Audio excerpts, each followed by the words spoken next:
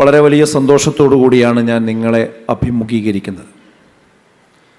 കാരണം wisdom Islamic ഓർഗനൈസേഷനും അതിൻ്റെ പോഷക ഘടകങ്ങളും ഈ ഒരു സന്ദർഭത്തിൽ വളരെ സജീവമായി അതിൻ്റെ ഉത്തരവാദിത്തങ്ങൾ നിർവഹിച്ചു കൊണ്ടിരിക്കുന്ന ഒരു സന്ദർഭത്തിലാണ് നമ്മൾ ഈ ഓഡിറ്റോറിയത്തിൽ ഒരുമിച്ച് ചേരുന്നത്. നമ്മളിവിടെ സംസാരിക്കുന്ന ഇതേ സമയത്ത് തന്നെ ദക്ഷിണ കേരളത്തിൽ ആലപ്പുഴയിലെ വടുതലയിൽ വെച്ചുകൊണ്ട് വിശ്വാസവിശുദ്ധി സംതൃപ്ത കുടുംബം എന്ന സവിശേഷ പ്രമേയം ഉയർത്തിപ്പിടിച്ചുകൊണ്ട് ഫാമിലി കോൺഫറൻസ് 13ാമത് ഫാമിലി കോൺഫറൻസ് നടന്നുകൊണ്ടിരിക്കുകയാണ്. ബഹുമാന്യനായ PN അബ്ദുൽ ലത്തീഫ് മദനി ആ സമ്മേളനം ഉദ്ഘാടനം ചെയ്തുകൊണ്ട് സംസാരിക്കുന്ന സന്ദർഭത്തിലാണ് വിസ്ഡം യൂത്തിൻ്റെ ആഭിമുഖ്യത്തിൽ സംഘടിപ്പിച്ച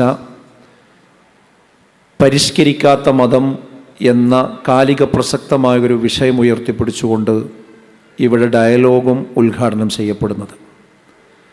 ഇതൊരു സംഘടനയെ സംബന്ധിച്ചിടത്തോളം വളരെ സന്തോഷത്തിന് വക നൽകുന്ന ഒരു കാര്യമാണ്. ഒരു സംഘടന അതിൻ്റെ ധർമ്മം നിർവഹിക്കുന്നു എന്ന് പറയുന്നത് കാലത്തിൻ്റെ ആവശ്യങ്ങളോട് കൃത്യമായി അത് പ്രതികരിക്കുമ്പോഴാണ്.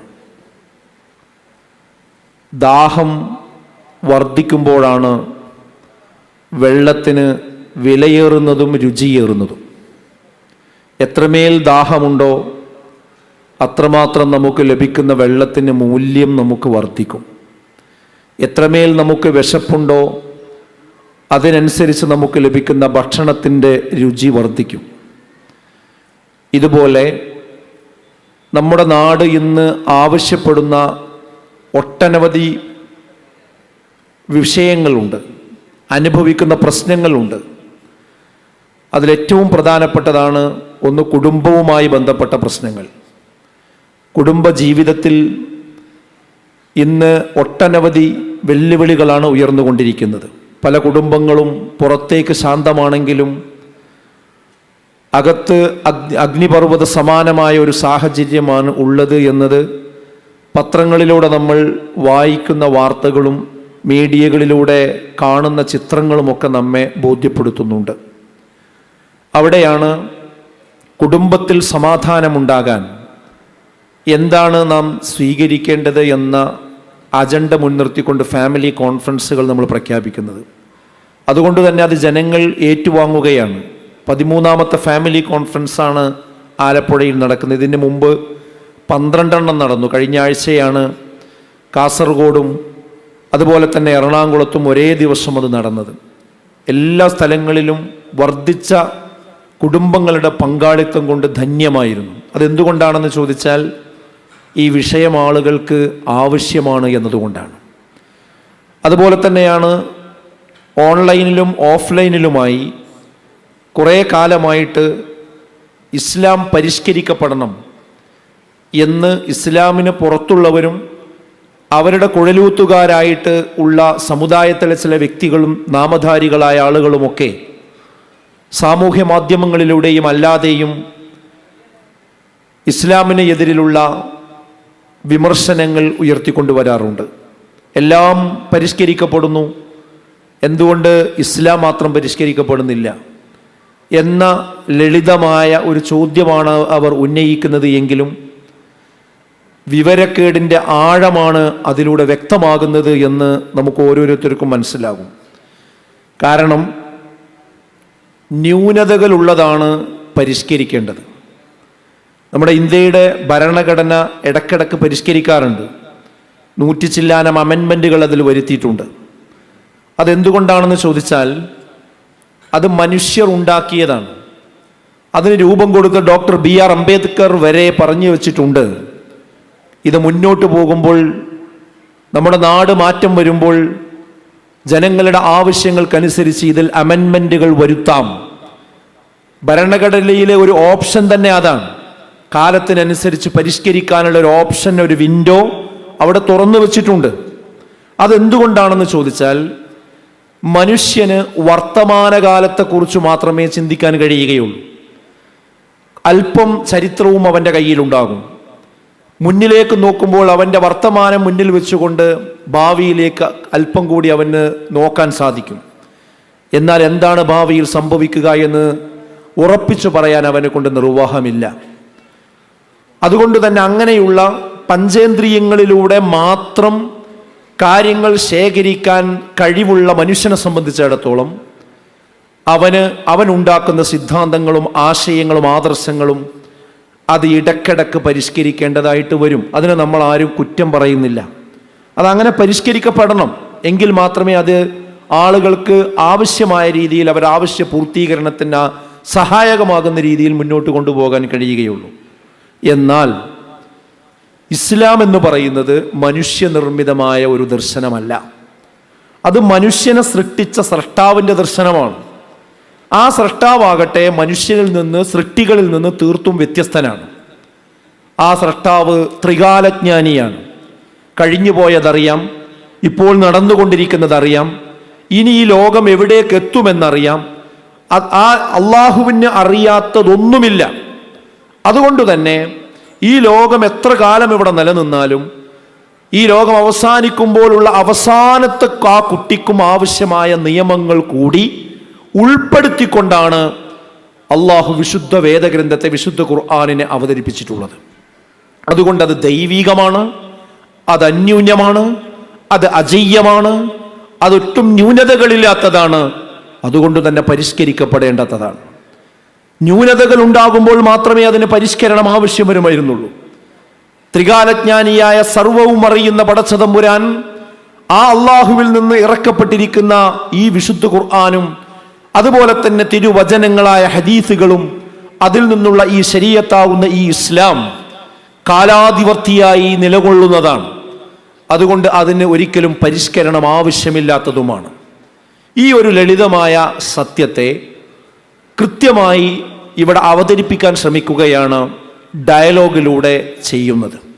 അതുകൊണ്ട് ഇവിടെ ഇരുന്നു കൊണ്ടും ലോകത്തിൻ്റെ വിവിധ ഭാഗങ്ങളിൽ ഇരുന്നുകൊണ്ടും ഇത് ശ്രദ്ധിക്കുന്ന എല്ലാവരോടും എനിക്ക് പറയാനുള്ളത്, നിങ്ങളിത് ആദ്യാവസാനം കാണണം. അതോടൊപ്പം ഇവിടെയുള്ള ഓരോ ടോപ്പിക്കുകളും ഇനിയും യൂട്യൂബുകളിൽ ലഭ്യമാകുമ്പോൾ അതിൻ്റെ ആവശ്യക്കാരായ, അതിൻ്റെ പ്രേക്ഷകരായ ആളുകളിലേക്ക് അത് എത്തിച്ചു കൊടുക്കുന്നതിൽ നമ്മൾ ഓരോരുത്തരും ഭാഗവാക്കാകണം. നമ്മളിൽ ഇപ്പോൾ അർപ്പിതമായ ഉത്തരവാദിത്തം അതാണ്. ഇരകളെ തോൽപ്പിക്കുന്നതിന് വേണ്ടി വേട്ടക്കാരെന്നും ചെയ്യാറുള്ളത് ഇരകളിൽ നിന്ന് തന്നെ അതിനാവശ്യമായ വേട്ടക്കാരെ കണ്ടെത്തുക എന്നതാണ്.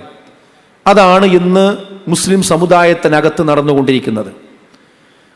ഈ ഇസ്ലാമിൻ്റെ ഈ ശരീഅത്താകുന്ന വടവൃക്ഷത്തെ വെട്ടി താഴെയിടാൻ വേണ്ടി അതേ മരത്തിൻ്റെ തന്നെ ചില്ലയെ ആ കോടാലിയുടെ പിടിയാക്കി മാറ്റുന്ന രീതിയാണ് ഇസ്ലാമിൽ നിന്ന് തന്നെ, മുസ്ലിം നാമധാരികളായ ആളുകളിൽ നിന്ന് തന്നെ ഇസ്ലാമിന് എതിരെ സംസാരിക്കുന്നവരെ ഉണ്ടാക്കിയെടുക്കുന്ന, അതിനുവേണ്ടി ബോധപൂർവം പരിശ്രമിച്ചു കൊണ്ടിരിക്കുന്ന ഒരു കാലഘട്ടമാണ് നമ്മുടെ മുമ്പിലുള്ളത്. ആ കോടാലിക്ക് പിടികളായി മാറുന്നത് നേരത്തെ കുറെ ബുദ്ധിജീവികളായി ചമഞ്ഞിരുന്ന ആളുകളായിരുന്നുവെങ്കിൽ ഇന്ന് നമ്മുടെ ന്യൂ ജനറേഷനിൽപ്പെട്ട, പ്രത്യേകിച്ച് പെൺകുട്ടികളിൽപ്പെട്ട നമ്മുടെ പുതിയ കുട്ടികൾ അതിൻ്റെ കോടാലികളുടെ പിടികളായി അറിഞ്ഞോ അറിയാതെയോ മാറിക്കൊണ്ടിരിക്കുന്നുണ്ട്. ഈ ഡയലോഗ് പ്രഖ്യാപിച്ച ദിവസം മുതൽ തന്നെ അപ്പുറത്ത് വലിയ വേവലാതികൾ ഉയർന്നു വന്നത് നമുക്ക് കാണാം. ഇതിനെ പരിഷ്കരിക്കണമെന്ന് പറഞ്ഞുകൊണ്ട് ഇസ്ലാമിൻ്റെ ഷിആറുകൾ ധരിച്ചുകൊണ്ട് തന്നെ ചില ആളുകൾ യൂട്യൂബിലൂടെയൊക്കെ സംസാരിക്കുന്ന ആൺകുട്ടികളും പെൺകുട്ടികളും ഒക്കെ ഉണ്ട്. അവർക്കൊക്കെ വല്ലാതെ അസ്വസ്ഥത ഇപ്പോൾ തന്നെ തുടങ്ങിയിട്ടുണ്ട്. ഞാൻ മനസ്സിലാക്കുന്നത് ഈ ഡയലോഗ് തുടങ്ങുന്നതിന് മുമ്പ് തന്നെ ഈ ഡയലോഗിൻ്റെ സന്ദേശം എത്തേണ്ട കാതുകളിലേക്ക് എത്തിക്കഴിഞ്ഞിട്ടുണ്ട് എന്നത് തന്നെയാണ്. കാരണം ഈ ഒരു ഡയലോഗിൻ്റെ പ്രൊമോ വീഡിയോകൾ സോഷ്യൽ മീഡിയയിലൂടെ പ്രചരിപ്പിക്കപ്പെട്ടപ്പോൾ അതിനടിയിൽ വന്ന കമൻറ്റുകളും അതിൻ്റെ കാഴ്ചക്കാരെയും അതിൻ്റെ പ്രതികരണങ്ങളും കണ്ടാൽ തന്നെ ഈ ഒരു വിഷയം ഇവിടെ അവതരിപ്പിക്കുന്നതോടുകൂടി എത്രമേൽ അവർക്ക് മുറിവേൽപ്പിക്കപ്പെടുമെന്ന് അവർക്ക് മനസ്സിലായിട്ടുണ്ട്. അത് ഈ ഡയലോഗിന്റെ ഒരു വലിയ വിജയം തന്നെയാണ്. ഇതിന്റെ ടൈറ്റിലിൽ നിന്ന് തന്നെ, ഇതിൽ ഉൾക്കൊള്ളിച്ചിരിക്കുന്ന വിഷയങ്ങളിൽ നിന്ന് തന്നെ അത്രയും ഒരു ബേജാർ അവർക്ക് തോന്നിയിട്ടുണ്ട് എങ്കിൽ ഇൻഷാ അല്ലാഹ് ഇത് ഓരോ വിഷയങ്ങളും അവതരിപ്പിച്ച് ഇതിന്റെ ലക്ഷ്യത്തിലേക്ക് എത്തിക്കഴിയുമ്പോൾ ഇസ്ലാമിനെതിരിൽ ആരൊക്കെ ഇവിടെ മണൽച്ചിറകൾ കെട്ടിക്കൊണ്ടിരിക്കുന്നുണ്ടോ അതിനെയെല്ലാം തകർത്തെറിഞ്ഞുകൊണ്ട് യഥാർത്ഥ ഇസ്ലാമിനെ മുന്നോട്ട് വെച്ചുകൊണ്ട് മുന്നോട്ട് പോകുവാൻ ഈ ഡയലോഗും ശക്തി പകരുമെന്ന കാര്യത്തിൽ യാതൊരു തർക്കവുമില്ല. നമ്മുടെ രാജ്യം ഇന്ന് ഒരു ലോക്സഭാ തെരഞ്ഞെടുപ്പിന്റെ മുമ്പിലാണുള്ളത്. ആ ലോക്സഭാ തെരഞ്ഞെടുപ്പിന്റെ ഓരോ ഘട്ടങ്ങൾ മുന്നോട്ട് പോകുമ്പോഴും നമ്മൾ കാണുന്നത് ഉത്തരവാദപ്പെട്ട ആളുകൾ തന്നെ, ഈ രാജ്യത്തെ ഭരിച്ചുകൊണ്ടിരിക്കുന്ന ആളുകൾ തന്നെ വെളിവില്ലാതെ സംസാരിച്ചു കൊണ്ടിരിക്കുകയാണ്. അവർക്ക് വോട്ട് കിട്ടുന്നതിന് വേണ്ടി കാണുന്ന ഒരു മാർഗം ഇവിടെയുള്ള ഇസ്ലാമിനെയും അത് വിശ്വസിക്കുന്ന മുസ്ലിം സമുദായത്തെയും അപരവൽക്കരിക്കുക, അവരെ കുറിച്ച് വെറുപ്പുണ്ടാക്കുക എന്ന ഒരു ആശയത്തിലാണ് അവരും ഇന്ന് അജണ്ട സെറ്റ് ചെയ്തിരിക്കുന്നത്. ഓരോ ദിവസവും വന്നുകൊണ്ട് പറയുന്നത് മുസ്ലിമീങ്ങൾക്ക് എതിരെയാണ്. ഇവിടെ ഇന്ത്യ മുന്നണി അധികാരത്തിൽ വന്നാൽ നിങ്ങളുടെ സ്വത്ത്, നിങ്ങളുടെ താലിമാലകൾ എടുത്ത് അവരത് മുസ്ലിമീങ്ങൾക്ക് കൊടുക്കും. ഇവിടെ ക്രിക്കറ്റ് ബാച്ചുകൾ വരുമ്പോൾ അതിൽ മുസ്ലിങ്ങൾക്ക് മാത്രമേ അതിൽ അവസരമുണ്ടാവുകയുള്ളൂ. ഇവിടെ ഒരു കോൺട്രാക്ട് കൊടുക്കുമ്പോൾ അതിൽ മുസ്ലിമീങ്ങൾക്ക് മാത്രമേ ഉണ്ടാവുകയുള്ളൂ എന്ന് പറഞ്ഞ് മുസ്ലിമീങ്ങൾ ഇവിടെ പെരുകുകയാണ് എന്ന് പറഞ്ഞ് ഈ രാജ്യം കീഴടക്കാൻ പോവുകയാണെന്ന് പറഞ്ഞ് ഒരു അപരമത വിദ്വേഷം ഉണ്ടാക്കാൻ രാജ്യത്തിന്റെ പ്രധാനമന്ത്രി തന്നെ മുന്നിൽ നിൽക്കുന്ന ഒരു വല്ലാത്ത സാഹചര്യമാണ് നമ്മുടെ നാട്ടിലുള്ളത്. ഈ ഘട്ടത്തിൽ ഈ വെറുപ്പുൽപാദിപ്പിക്കാൻ ഉത്തരവാദപ്പെട്ടവർ വരെ രംഗത്ത് വരാൻ അവർക്ക് ധൈര്യമുണ്ടാകുന്നത് ഈ സമുദായത്തിന്റെ ഉള്ളിൽ നിന്ന് തന്നെ ഇതിനെ വെട്ടാനുള്ള കോടാലികളായി വരുന്ന ചില മുസ്ലിം നാമധാരികളുടെ പിൻബലമാണ് എന്ന് നാം തിരിച്ചറിയേണ്ടതുണ്ട്. ആ പിൻബലത്തിന്റെ വേരറുക്കാനാണ് ഈ ഡയലോഗുമായി വിസ്ഡം യൂത്ത് മുന്നോട്ട് പോകുന്നത്.